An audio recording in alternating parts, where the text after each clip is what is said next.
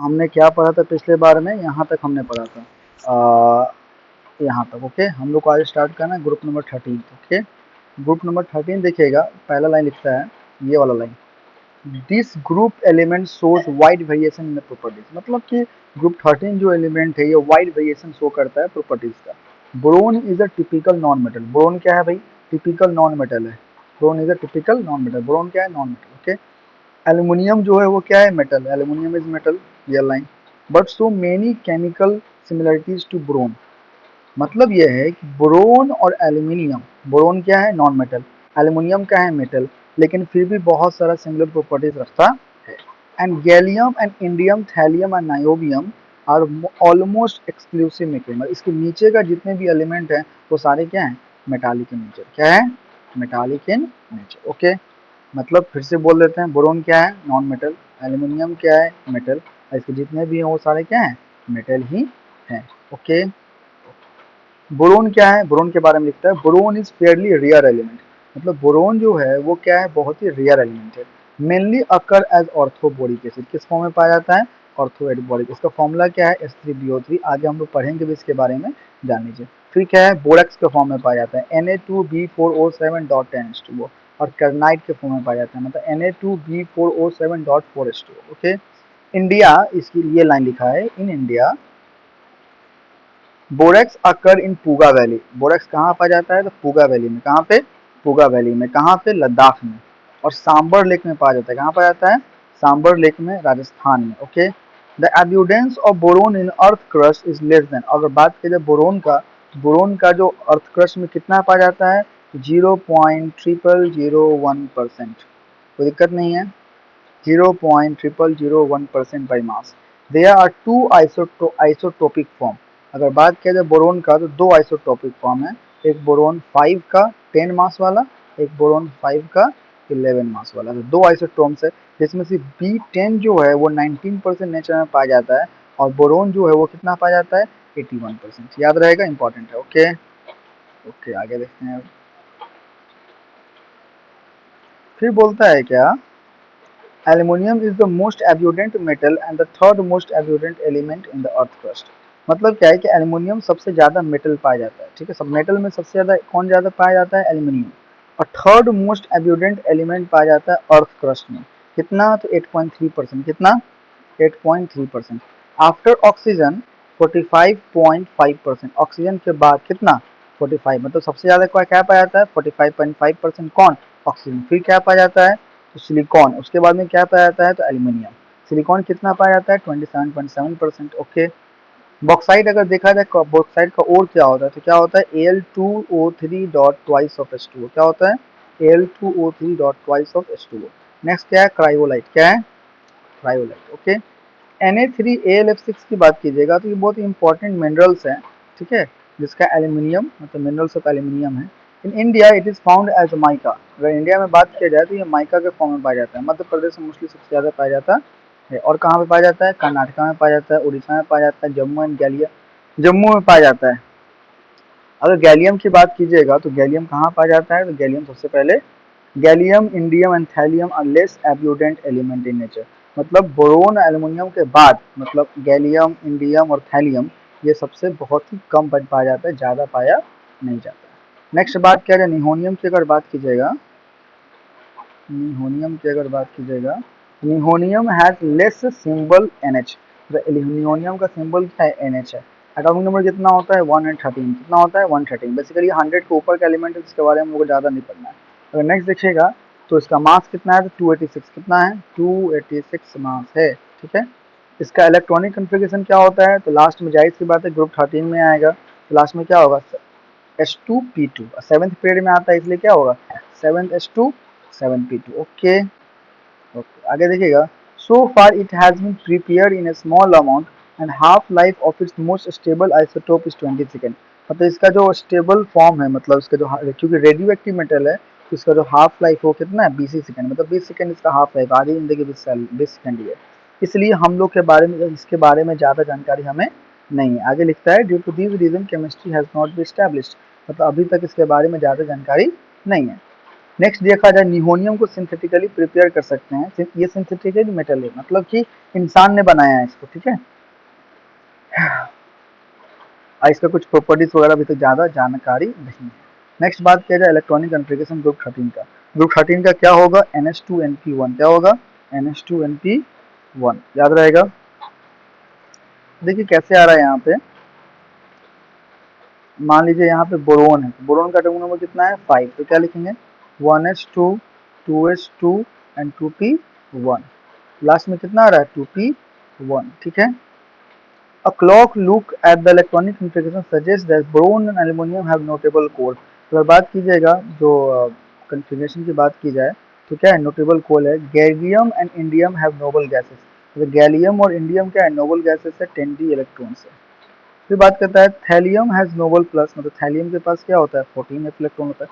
मतलब बात ये बोल रहा है कि जैसे से नीचे जाएगा क्योंकि डी ऑर्बिटल भी आ जाएगा, तो डी ऑर्बिटल क्या हो जाएगा, फुलफिल होने लगेगा, क्या हो जाएगा, फुलफिल होने लगेगा।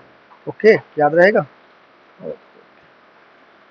आगे देखिए क्या लिखा है, मतलब ये 14f इलेक्ट्रॉन, मतलब 1s2 2s2 तब लिखेगा ना, लास्ट में क्या आएगा 14f आएगा, इसको लिख के प्रैक्टिस कर लीजिएगा, आ जाएगा 14, क्योंकि 7 में आ जाएगा तो f तो आपका 4 से स्टार्ट हो जाता है, तो जाहिर सी बात है कि 4f तो आएगा। ओके, फिर लिखा है thus the electronic structure of these elements are more complex, इसलिए जो इलेक्ट्रॉनिक स्ट्रक्चर होता है इस एलिमेंट्स का बहुत ज़्यादा कॉम्प्लेक्स है।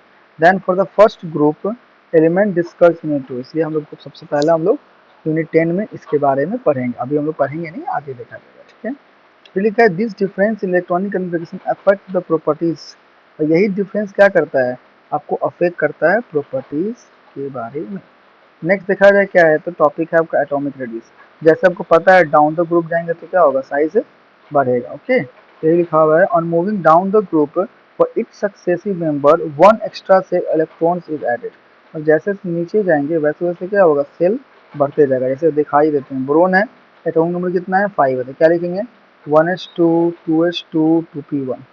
अगर नेक्स्ट ग्रुप की बात की जाएगा, जैसे कि एल्यूमिनियम की बात कीजिएगा, तो एटॉमिक नंबर कितना है 13 है, तो इसको क्या लिखेंगे, लास्ट में क्या आएगा 3s2 और 3p1। जैसे देख जैसे से नीचे आ रहे हैं वैसे वैसे क्या हो रहा है, ऑर्बिट नंबर बढ़ रहा है। जैसे बोरोन में देखिए 1 और 2, एल्यूमिनियम में देखिए 3 जैसे है ना। तो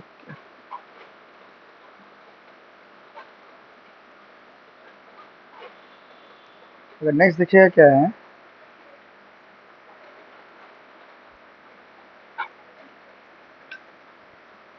on moving down the group, each successive member of one extra cell electrons is added, and therefore atomic radius is expected to increase। और बोल रहा है कि डाउन द ग्रुप जैसे जैसे जाएंगे ऑर्बिट नंबर बढ़ेगा, इसलिए एरिया भी क्या होगा, मतलब वॉल रेडियस भी क्या होगा, बढ़ेगा। However is a deviation can be seen, पर यहाँ पे कि डेविएशन दिखा जाता है किसके बीच में, गैलियम और एल्यूमिनियम के बीच में, किसके बीच में, गैलियम और एल्यूमिनियम। यहाँ जान लीजिए क्या होता है, एल्यूमिनियम और गैलियम, यहाँ पे होता है ट्रांजिशन कॉन्ट्रैक्शन, क्या होता है, ट्रांजिशन कॉन्ट्रैक्शन। एक्चुअली देखिएगा क्या होता है, देखिए क्या होगा, पहले क्या होगा आपका बोरोन, यहाँ पे क्या होगा एल्यूमिनियम, और यहाँ पे क्या होगा गैलियम। गैलियम से पहले क्या है, बहुत सारा डी ब्लॉक एलिमेंट यहाँ से स्टार्ट हो जाएगा, है ना। सिर्फ तुम विवाह करो मुझसे फिर कोई नहीं, क्या ये जान है ना, स्कैंडियम टाइटेनियम वलेडियम आ जाएगा। अब देखिए डाउन द ग्रुप कायदे से क्या होता है, साइज इंक्रीज करता है, पर चूंकि इतना ज़्यादा एलिमेंट आ गया है, बहुत ज़्यादा, देखिए इसका एटॉमिक नंबर 13 है, इसका एटॉमिक नंबर बहुत ज़्यादा है, चूंकि बहुत ज़्यादा एटॉमिक नंबर का इंक्रीज हो गया तो फिर प्रोटॉन बढ़ेगा, प्रोटॉन बढ़ गया, प्रोटॉन बढ़ गया तो न्यूक्लियस को क्या करेगा, अट्रैक्ट करेगा, तो लगभग एल्यूमिनियम के साइज के बराबर ही हो जाता है। ये किसमें दिखा जाता है, एल्यूमिनियम। और ऐसा क्यों हुआ है, क्योंकि ये डी ब्लॉक एलिमेंट आया, डी ब्लॉक एलिमेंट क्या है, ट्रांजिशन एलिमेंट। तो ट्रांजिशन एलिमेंट के कारण से क्या हो गया, क्योंकि इसका प्रोटॉन बहुत ज़्यादा बढ़ गया है, इसलिए इसका साइज क्या करेगा, एल्यूमिनियम के साइज के बराबर रख देगा, इसलिए इसका साइज अप्रोक्सीमेटली सेम होता है। इतनी बात समझ में आई। ओके, नेक्स्ट अगर बात किया जाए,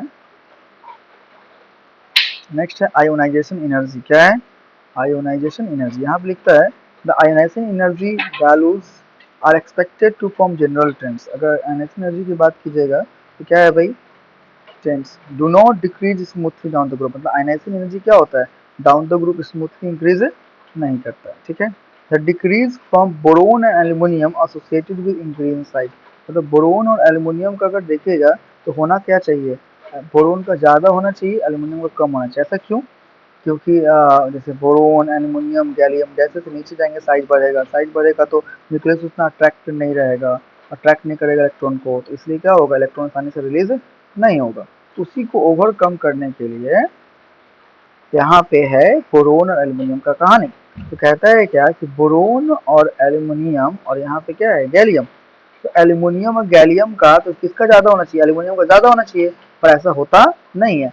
एल्युमिनियम और गैलियम का अप्रोक्सीमेटली सेम हो जाता है क्योंकि दोनों का साइज लगभग क्या है, बराबर है। तो सेम नहीं, सॉरी, एल्युमिनियम का ज्यादा हो जाता है, गैलियम का छोटा होता है, लेकिन साइज बराबर होता है, लेकिन आयनाइजिंग एनर्जी क्या होता है, एल्युमिनियम का ज्यादा, हल्का सा।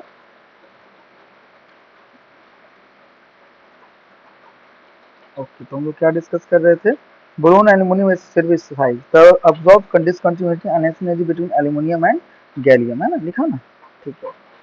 एफ इलेक्ट्रॉन लो स्क्रीनिंग इफेक्ट, रीजन दिया है लो स्क्रीनिंग इफेक्ट, कहने का मतलब कि जो आयनाइजिंग एनर्जी है, न्यूक्लियर चार्ज है, वो ज्यादा किसके बीच है, तो ज्यादा किसके बीच है, तो आपको ज्यादा मिलेगा गैलियम के बीच, तो इसलिए दो गैलियम का कम होना चाहिए, लेकिन उतना कम हो नहीं पाता।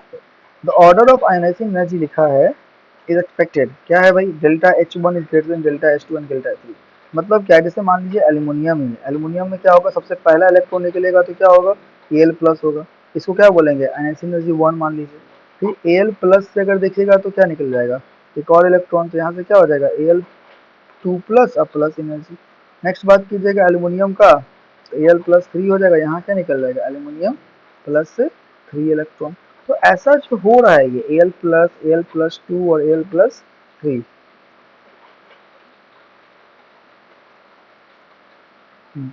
L plus two and L plus three, ठीक है। ये जो आपका काम चल रहा है, L plus one, L plus two and then L plus three, तो ज्यादा देखिए इसमें से, इसमें कितना इलेक्ट्रॉन है, तो होता कितना है एल्युमिनियम में, जनरली बात कीजिएगा तो 13 इलेक्ट्रॉन, तो कितना होगा, दो आठ और एक, यहाँ पे कितना होगा, दो आठ और, सॉरी, दो आठ और तीन होगा ना।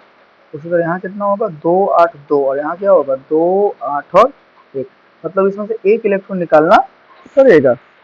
एल प्लस थ्री में एक, तो सॉरी 10 हो गया ना, ये नहीं रहेगा, दो और आठ, ये तो इनर्ट गैस हो गया, इनर्ट गैस हो गया, इसलिए एल्युमिनियम का जो है एल प्लस थ्री का आयनाइजेशन क्या होगा, ज्यादा होगा, क्योंकि एल प्लस थ्री से इलेक्ट्रॉन को बाहर निकाल पाना बहुत मुश्किल है, क्योंकि वो इनर्ट गैस का कन्फिग्रेशन ले लेता है।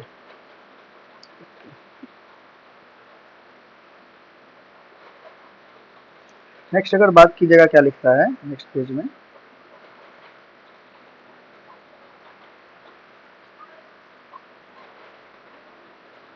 नेक्स्ट पेज में लिखता है क्या, नेक्स्ट में क्या लिखता है, elements very high effect this will be apparent study and chemical, यही सब क्या होगा, केमिकल प्रोडक्ट हम लोग देखेंगे।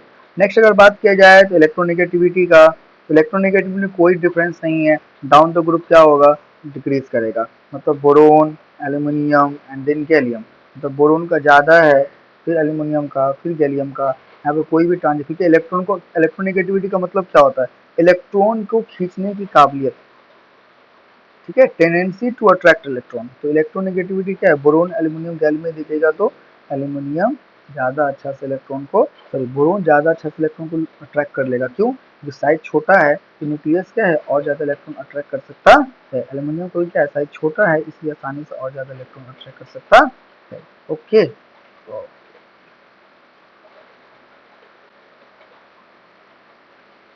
अब इसके आगे नेक्स्ट पढ़ेंगे फिजिकल प्रॉपर्टी।